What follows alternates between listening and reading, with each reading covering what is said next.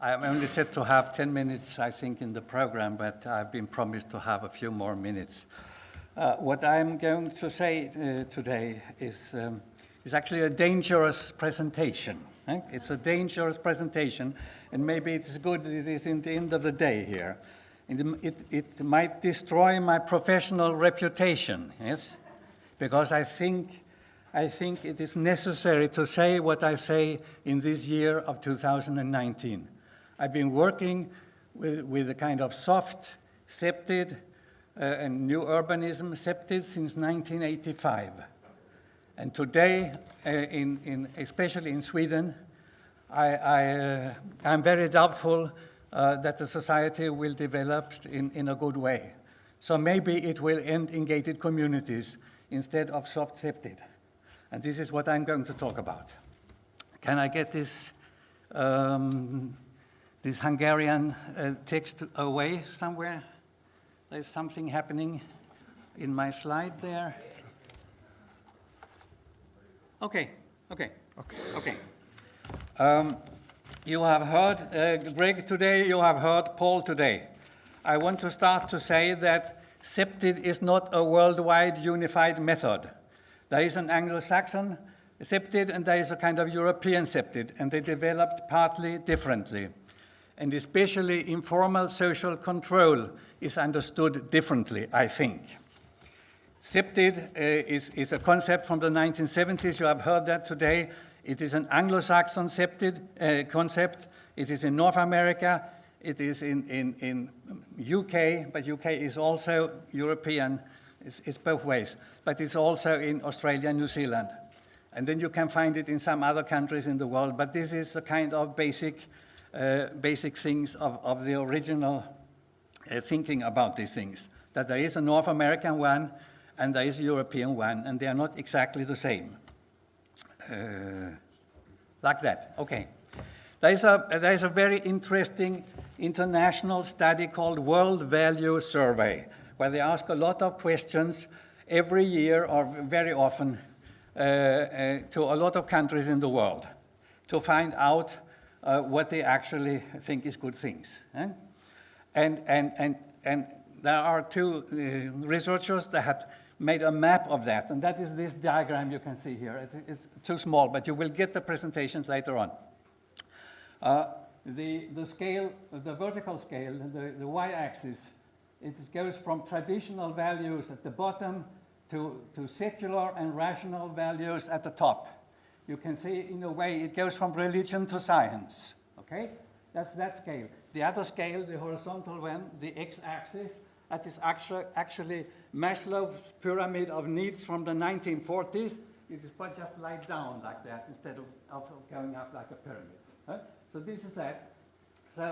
So in the lower left corner, you have the most traditional situation, and your values is just to survive. That is that. And up in the other corner, where you have Sweden as the most advanced country in the world, which I'm a Swedish citizen, I was born in Malmö. Up there, you have, at least it was until lately, a secular and rational society. And it comes to the fifth level of the Maslow pyramid of needs, where you can look for expression of yourself. Yeah? Like I have done through my career in a way. I think I am on the top level. Oh, so I'm sorry. Okay, for a translator, I actually need something to point. Can I point with this? I can point with that. So you have Sweden up here. This is a Protestant world. Here you have the Anglo-Saxon world. This is the Catholic world, the Confucian worlds, the Baltic states, the Orthodox, the Latin America, and the African Islamic. That is the mapping of the world, and Sweden is, as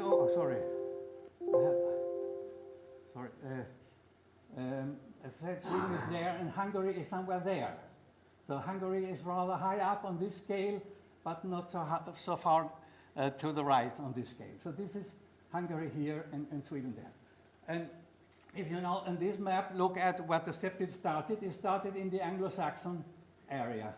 This is the same as the map on this side here. Here. And then you had the original European was up here, mainly in Protestant Europe. Huh? And then when we had the cost action, the Paul and me together with 23 other countries, we had the cost action from 2013 to 2016. A lot of other countries were added in this part of Europe here. And Hungary was there too, as well. Okay, I'm sorry about that. I should have had a microphone on. If we go back to the, can you hear me now? Okay, if we go back in the history of CPTED, and it's the European one, which I call, oops, is there? It was called Crime Prevention for Urban Design and Planning. You can say it as actually a territorial perspective versus a public urban perspective. And this territorial one, it started with Oscar Newman in 1972, and maybe you have heard of that already today. It was defensible space based on territorial thinking to improve modernist districts, and that was the original CPTED version. It was a difficult task. Newman worked with this area, which you can see there in St. Louis in the United States, and it ended up as the first project, modern project, that was blown up. And that was where he started to work. It is very difficult to change these kind of projects. Okay? The other side of this is started with Jane Jacobs in 1960. It's her famous book on the death and life of great American cities. She looked at social control through city life. And that city life should not be destroyed by modern planning. And the continental Europe, crime prevention for urban design and planning, for instance, the European CEN standard, take this approach mainly. There is also an American one which is called SAFECITY, which was approved by American Planning Association in 2005. But there is this kind of dichotomy in the original things about CPTED.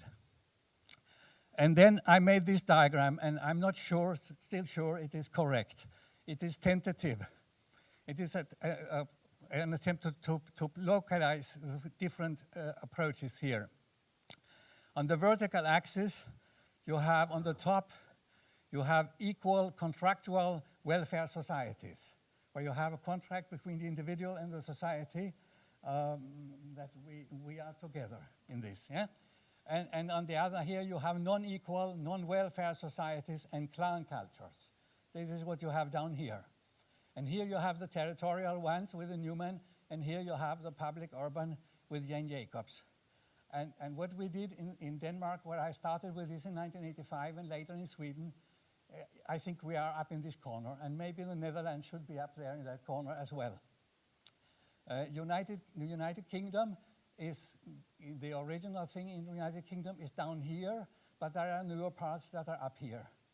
And the first generation CPTED, I think, is here, and the second generation is here somewhere, and that SAFECITY may be over there. But I see this as a kind of diagonal. Up here, in this situation, you have most people are empathic against other people, even if they don't know each other. You don't have groups of enemies. There are 2% of psychopaths, right? But the rest are not, okay? But down here in this corner, you have a lot of group conflicts of different kinds. So in this scale here, you end up in gated communities, like in South Africa or Brazil. Huh? So this is a way of looking at it. And this is the model you have seen with the 6 different themes in the original CPTED. We have seen it today several times. And this is the one I am working with Save for Sweden at the moment, the new version of safe housing and safe living in Sweden, which is a 9.1, which you talked about earlier today, so I don't have to repeat that. But this again is about this kind of duality of looking at things. And the Nordic countries, which also includes Finland, if you make a survey of if most people trust other people, and then you group that in a correlation diagram with you have low income inequality here. So this is high equality. This is actually low equality over here. Oops. And then they are very close together. And if you look here, all the Nordic countries are up here. 70% of people trust other people. Yeah? And then you can go to the United States. It's about 35% that trust other people. Huh? I don't know how it is in Hungary. It is not on the diagram. But it's a very good book, this. Yeah? But nowadays, immigration from clan cultures, from clan culture countries, is related to an overrepresentation of crime. I will come back to that. And this raises the question of informal social control, which in CPTED also narrowly is described as natural surveillance. But what I think is that there are nothing natural about natural surveillance. It is all different kind of cultures that operate differently in informal social control. You have to take that into account. This is the most compact text of all I have. The rest is more images. Yeah? First, we have to talk about formal control, which is the control by the police or by the paid guards. This is a just formal control depends on a well-functioning state and a legal system equal to all citizens in the state. Only a minority of the countries of the United Nations has well-working and just formal control. Okay? Then that leaves us in the situation where we need the informal social control, of course. But that informal social control depends on the rest of the people, all the other ones but the police and the guards. But informal social control comes in many different forms, depending on the society. And one extreme of this informal social control is in the blood-related clan cultures in many places in Africa and Asia. This is a collective control, internally collective control and collective control against other clans and against the state often. Where I come from, there were Vikings 1,000 years ago. They were a clan culture, but we are not a clan culture anymore, but we are importing it again. Okay, mafia and criminal gangs are also more or less like clan cultures. And then you have another extreme, which is in the Scandinavian countries or the Nordic countries. It's an individual, not a collective, it's an individual informal social control in a contractual welfare state, like the Nordic state, where it is based on the individual and the community until recently included almost the whole society. So you have a situation actually in Scandinavia, you can say the community is the same as a nation, is the same as a state. It is us and our state, and we are all friends in a way. So that is the other extreme. And the Swedes are so good now that they don't understand that the other people are bad. Okay. And then there are many forms of informal social control in between.